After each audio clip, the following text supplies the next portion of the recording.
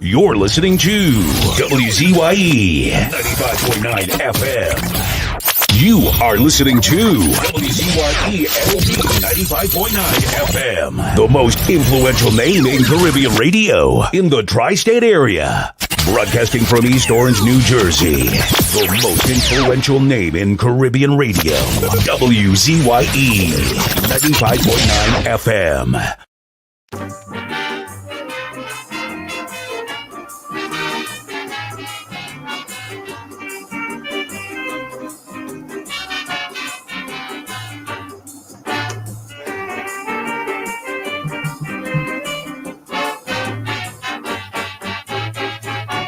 You talk about a place where the people are carefree living. It is such a place of fun loving, spraying and petting. This the land where people don't care if Ash Wednesday fall on Good Friday. Man, they love the struggle in this happy-go-lucky way. It's Blockorama, Fetorama, and just now is Masorama. So the foreigner come for carnival, and he telling himself after he had a ball. Trinidad is nice, Trinidad is a paradise. It's the foreigner in La Trinity, the people have a carnival mentality. Trinidad is nice, Trinidad is a paradise. They are not serious, very few conscious, so I cannot agree with my own chorus. Trinidad is nice, Trinidad is a paradise. But I hear some people talking about Revolution Day, changes on the way.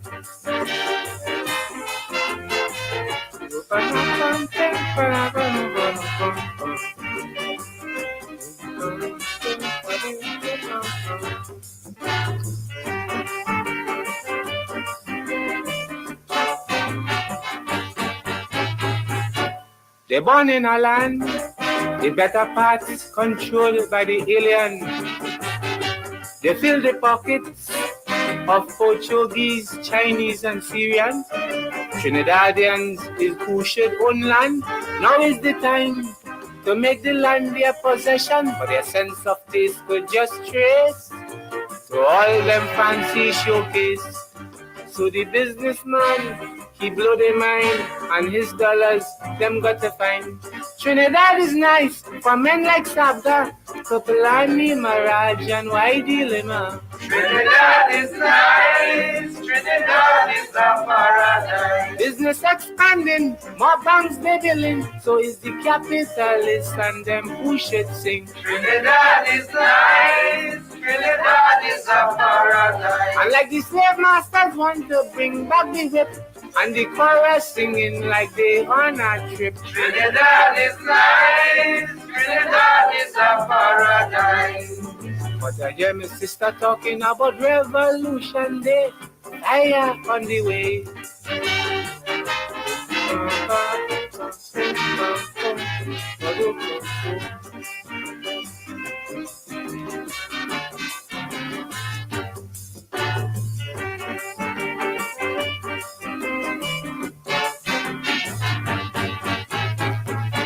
They don't know their words, like they haven't a sense of value. They don't know their rights, even that they cannot argue. 750,000 people cannot get up and do something about the struggle, but to plan for the next holiday, to get their lives away, and forgetting that they own the soil of which their foreparents toil. For the people who form the constitution laws, for the oppressors and foreign investors. Trinidad is nice, Trinidad is a paradise. Amoko and Shell business did went swell. On your oil, them foreign parasites dwell. Trinidad is nice, Trinidad is a paradise. Yet the song I sing, like if I hearing the chorus singing, God save the King. Trinidad is nice, Trinidad is a paradise. But I hear my brother talking about Revolution Day, fighting on the way.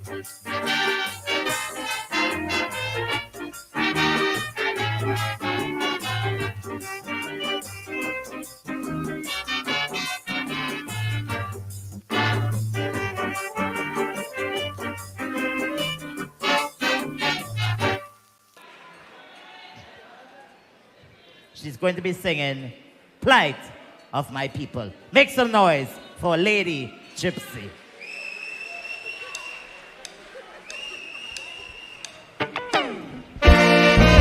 No plight of my people.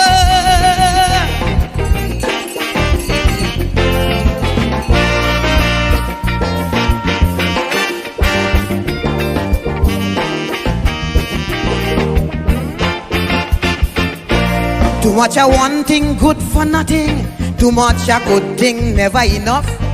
I don't know why my black people cannot see. No party never care about we. Every election we so devoted. How we love up we PNM. As soon as election come and go, it's only problem after problem. How could we cope? Man lost the hope. I ain't seeing no solution. Every time PNM come in power, it takes a toll on black man. I don't want to sound like a racist, but this is what I can see. They just take care of the race, but they damn well know they have we. I want to ring me bell, wake up Eric Williams. Tell him the party found him PNM needed immediate attention. Ring me bell, wake up Mother Cornhucks. Tell she to cast a spell on we party, not what it used to be. I ring my bell, ring my bell. I ring my bell down there.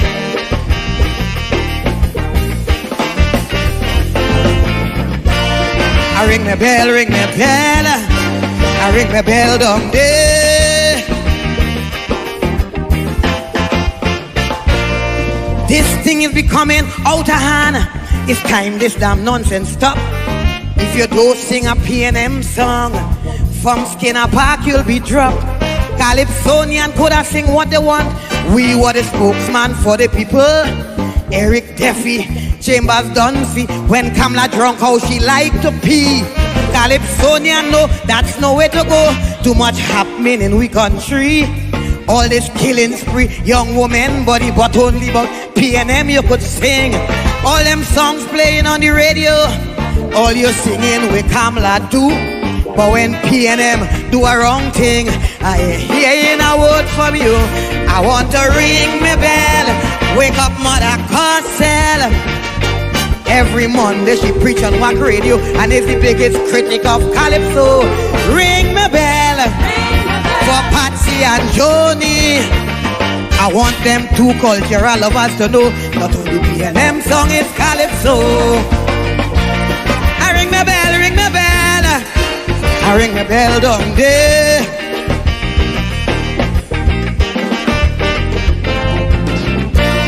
I ring my bell, ring my bell. I ring my bell down there. Crime will never stop in this country once black people belly empty. How could a man work in CPEP, maintain his whole family? All you say the past regime was so bad, so much wrong thing they done to we. Now that PNM take over, why poor people going hungry? When PNM win, all African grin. Now we get back we country. All they doing is complaining and ain't doing nothing for we. The mess already made, don't sit in the shade and ponder on we problem. Get off your ass and do it fast and find a way to solve them. I want to ring me bell, wake up Randolph Burrows. Tell him among all past police commissioners, up to now it he I prefer. Ring me bell, wake up the Lord Bryna. Tell him the state of Calypso today is a good thing he passed away.